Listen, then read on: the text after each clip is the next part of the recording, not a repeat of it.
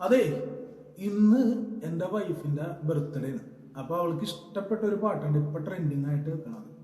കൽബ് എന്ന് പറഞ്ഞൊരു മൂവി ഉണ്ടല്ലോ, ഞാൻ കഴിഞ്ഞ ദിവസം പാടിയൊരു പാട്ടിട്ടിരുന്നു. അപ്പോൾ ആ പാട്ട് ബർത്ത്ഡേക്കാരിക്ക് വേണ്ടി ഡെഡിക്കേറ്റ് ചെയ്ത് ഒരെണ്ണം പാടി.